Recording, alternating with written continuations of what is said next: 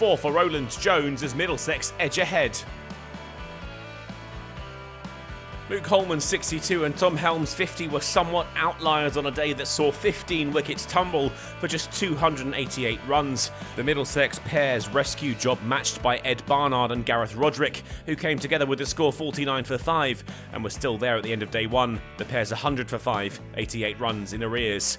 The 6th wicket duo resumed and started patiently, the deficit dropping down to 68 when Middlesex made the breakthrough. Roderick out-caught by Robson off the bowling of Helm, the start to the day the hosts wanted. Joe Leach would add just 7 before he too had to go, caught by Simpson off the bowling of Murtagh. Ed Barnard remained though, once again putting in a battling effort for Worcestershire, and once again his exertions came with the reward of a 50, reached as he ran Helm down to third man for a quick single, an excellent knock in difficult circumstances. Josh Baker proved to be the perfect foil for Barnard. Not afraid to tuck into the Middlesex bowling, the pair started to make it look much easier than it had throughout the opening day, and after 41 minutes together, they played their way to a 59-ball 50 partnership. The deficit was almost erased when Baker chipped a catch to Davis off the bowling of Roland Jones, and an innings that had threatened to go off the rails was now heading for a pair's lead.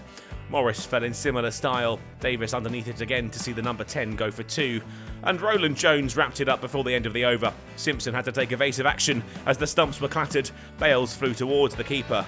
Worcestershire all out for 191, their lead just 3.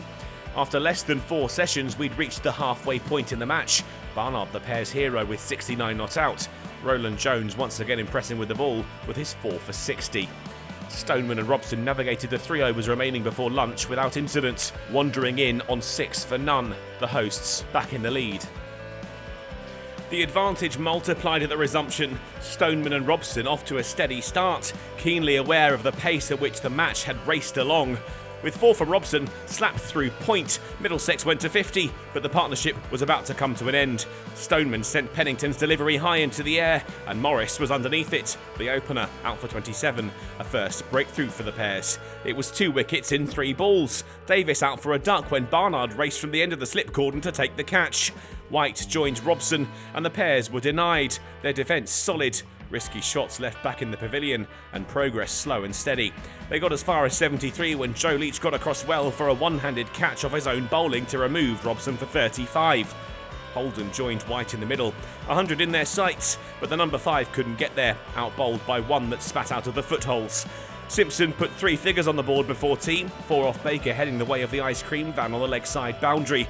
And when they walked in for the break, Middlesex had a lead of 107, the score 110 for 4. The tight tussle continued. White and Simpson recognised the delicate nature of their existence after the break with watchful but effective batting. But Worcestershire had the wicket they were looking for, and White had to go for 37. The game opened up, Simpson followed, caught by Haynes in the wide brim hat off the bowling of Pennington. First innings hero Holman now had Roland Jones at the other end, the match now delicately poised, and the batting reflected that, which fared them well through to the close. Middlesex finishing the day on 180 for 6, their lead 177, with 4 wickets in hand.